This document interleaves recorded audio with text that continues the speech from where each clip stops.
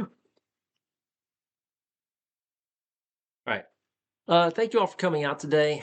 It was a tough one out there, but to be able to get the job done feels really good. I saw the stat sheet and we graded out at 98.5%, which I think is our highest in, 3 weeks? We feel good about that and hope we can build on the momentum at next week's travel tournament, where we've got some tough teams coming in, teams that really know how to make it difficult for referees. So we'll have to raise our game even more. Questions? I'm from the rights holding TV network. I want to ask you how you managed to be so unbelievably awesome. Well, thanks. A lot of work goes into this, work that people don't see. Countless hours of study to prepare for our recertification test, just so when a keeper moves early on a PK, we know where the restart should be, or when a substitute throws a shoe and it knocks the ball into the goal. What's the call? Replaying situations in our heads over and over again. Should I have handled this differently? When the coaches were yelling that I was quote unquote losing control a few games ago, or when a parent comes over at halftime to say that she's heard one team saying mean things to the other team. How do I handle that? And we were a young team today. I think my ARs today were 14 and 13. And one of them stressed because she's got an algebra test on Monday. But we came together, and as I said earlier, we just got the job done. Ask a cranky question about the call you clearly missed. Oh, you mean when we gave possession to the Purple Dragons? Yeah, that's an area we can improve on. It can be tough, when you're roughing 11-year-old kids. They sometimes shank their kicks, and then the ball is 40 yards away from us, and we're screened by two players who are chasing after the ball as it rolls to the sideline. And when that happens, of course, there's always going to be a parent who had a perfect view of it. We're trying to look through a gaggle of players running around, and it's rolling straight to this parent who sees it perfectly. And, we just can't be everywhere at once. And of course, the parent's going to act like we're the dumbest or most crooked people. I mean, as if games are ever decided from throw ins. I did have to give a yellow card to a coach once who was yelling at me about how I got a throw in call wrong, and this kid scored, quote unquote, straight from the throw in. This kid dribbled 3/4 of the way down the length of the field, slaloming past this guy's entire team and scored. So, no, it was not directly from the throw in. Throw ins do not make a huge difference at any level, really, but especially in U-12 soccer. But, we've learned to cope with adversity. It's nothing we haven't dealt with before. Parents asking you, how much are they paying you? Or coaches who don't know the rules yelling at us about a drop ball. We just move on. In this case, you had two kids in the green machine trying to kick the ball at the same time. And I just didn't get a good view of it because kids were directly between me and the ball, and these things happen. That's why a perfect game is so elusive. We always try it.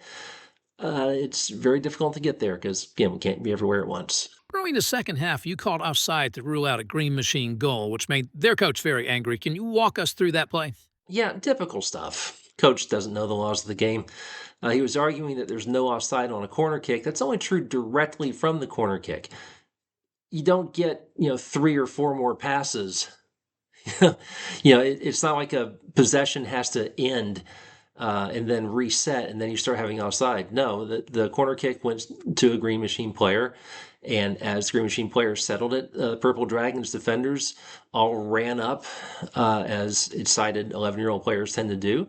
And so that meant that the green machine player standing right on the goal line was offside. He was in an offside position when he took the pass. In fact, he was behind all defenders, not just the second to last. He was behind all of them because he was behind the goalkeeper too. So come on, coach, you don't get a free pass against being called offside after a corner kick for the next 3-4 passes or 30 seconds, whenever you want. That just wouldn't make any sense. Was the incident with Nafisa Collier weighing on your mind at all? Well, yeah, it's been a tough week for referees. I mean, I might get fined for this, but I have to say it, and I'll start by saying I have a lot of respect for TV talk show people. They also do a lot of work that we don't see. It takes time to, put on makeup, sign autographs, negotiate new contracts. I think Scott Van Pelt does a good job. But when you see people dragging your fellow referees and the league officials who hire them through the mud, under any circumstances, that's tough to take. But we've all seen the video. Nafisa Collier got hurt on a play in which she wasn't fouled. Cheryl Reeve, her coach, blew up, cursed at a fan, had to be restrained, then called it bleeping malpractice in her post-game interview. Has Cheryl Reeve apologized for any of that? I sure haven't heard it.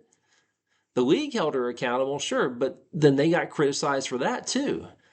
You've got three people out there doing one of the toughest jobs in sports. When they get a bang-bang play right, people are still dogging them for it?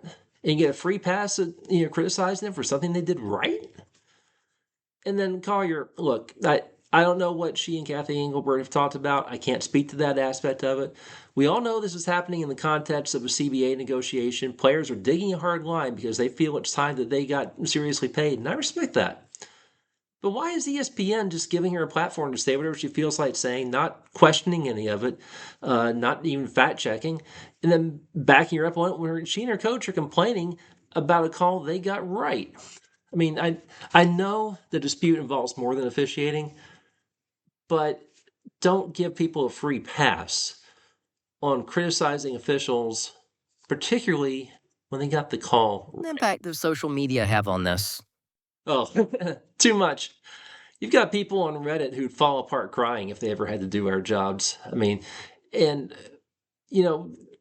players can never make a mistake in a lot of fans' eyes. I mean, the players can hire Jeff Kessler to go into court and argue that, pretend that there's no such thing as promotion and relegation and that there are two first divisions in England, or maybe that the She Believes Cup would be as big as the Copa America if U.S. Soccer just marketed it more.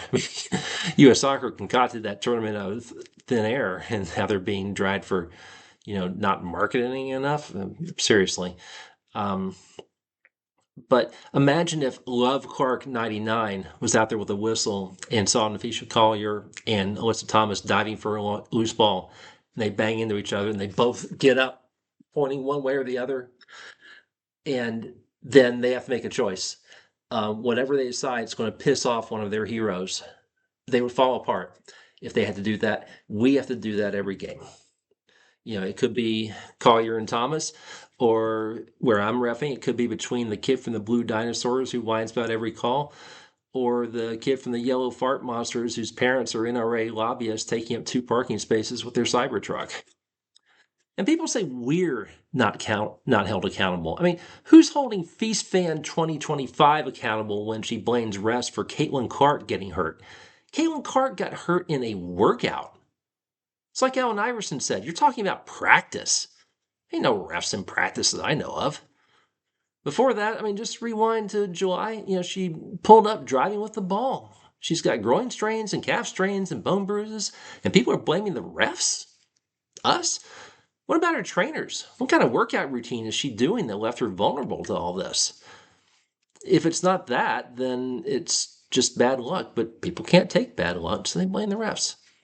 I'd love to see Scott Van Pelt and Stephen A. Smith come out, put on one of these shirts, grab a whistle, and see what it's like.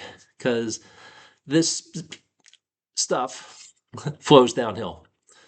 Kids see Collier and Reeve being called heroes for a bunch of complaints about a correct call. And look, even if they got it wrong, would this make this all right? How many shots did Collier miss this season? Anyone have that handy? Hang on. 243. 243. Okay, and how many turnovers did she have? 70. So that's more than 300 mistakes, nearly 10 per game. And what'd she shoot from three-point range? 40.3%. 40.3%? Can you imagine a game in which I was right 40% of the time? Hey, I know three-point shots are tough, but a lot of those were open looks. We don't always get open looks. I'm running down a field watching the player with the ball, and then some kid gets tripped behind me, and then parents and coaches are all screaming at me like I should have seen it. And people think officiating is going to get better the more people gripe about it, especially when people are griping about correct calls and blaming us for non-contact injuries. In European soccer, 1 out of every 7 refs quits each year. They've got games going on with no refs. They don't have people. Here, we try to have 3 from U-11 on up because it's a big field and we can't be everywhere. Again, I worked with 2 kids today. They're in school. They did a good job. They've got a lot to learn before they step out to the WADS tournament with the U-10 team from Ohio, complaining that the refs are calling too much, which, of course, is the exact opposite of what the WNBA players are complaining about. Let's see Van Pelt try to make an offside call when he's by himself on an 80 by 50 soccer field. Or see how he lights it when 30 seconds into a game he calls a foul and parents start yelling, "Call it both ways." And he's better than most TV people. I mean, you just know that if a Collier or a Wilson or a Copper were to foul out in a WNBA game, these same commentators would just go, "Come on, ref, let him play. It's the playoffs." So yeah, man, it's been a tough week for us. What did the Purple Dragons coach say to you after the game? Oh, this really made my day. He said, "Thanks, ref." Then the kids all came up and fist bumped me, even the one who was griping about the throw-in. Because, hey, we all make mistakes. We're all human. Meanwhile, Van Pelt's on TV complaining that the WNBA commissioner didn't call Elena Deladon to wish her a happy retirement.